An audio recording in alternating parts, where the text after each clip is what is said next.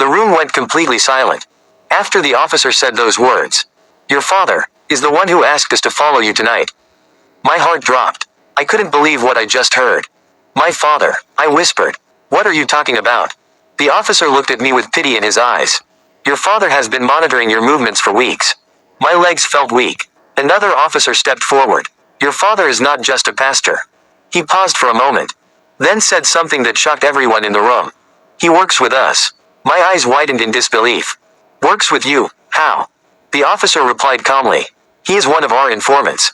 My mind went blank. Nothing made sense anymore. Why would my own father do this to me? I asked. The officer took a deep breath. "He didn't set you up. He saved you." "Saved me." I stood there, confused. Then he continued. "Your father found out your friend was planning to bring you here." Slowly, I turned to look at Emeka. He couldn't even look at me. The officer's voice became serious. "He begged us to follow you. Because he knew what would happen if we didn't." Quote. My chest tightened. Then the officer said something that made the entire room go silent. "You were not the first person they tried to use." My heart skipped. "What do you mean?" I asked quietly. The officer looked around the room, then said in a low voice, "3 boys have gone missing from this house." The candle flames flickered. The air suddenly felt cold. Emeka suddenly fell to his knees. "I didn't know it would go this far," he cried. "They told me it was just business. They didn't tell me about the sacrifices." Quote. Tears rolled down his face. I stared at him in disbelief. "You still brought me here." He couldn't even speak. At that moment, Tunda finally spoke. For the first time, his confidence was gone. "You think this ends here?" he said slowly. Everyone turned to look at him. He smiled. But this time, it wasn't fear. It was something darker. "There are many more houses like this." The officers quickly grabbed him.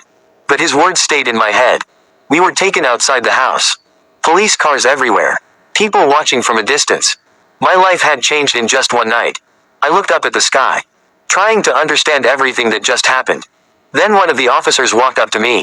He handed me a phone. "Your father wants to speak to you." My hands were shaking as I picked it up. "Hello, Daddy." There was silence for a moment. Then I heard his voice. Weak, emotional. "My son, I'm sorry." Tears filled my eyes. "I had to do this. Because I almost lost you." Quote. At that moment, I understood everything. That night, I learned a lesson I will never forget. Not all friends are truly your friends. And not all opportunities are blessings. Some are traps. If the officers had not arrived that night, I wouldn't be alive to tell this story. So please, be careful who you follow. Because one wrong step can destroy your life forever. If you learned something from this story, don't forget to like, share, and subscribe for more.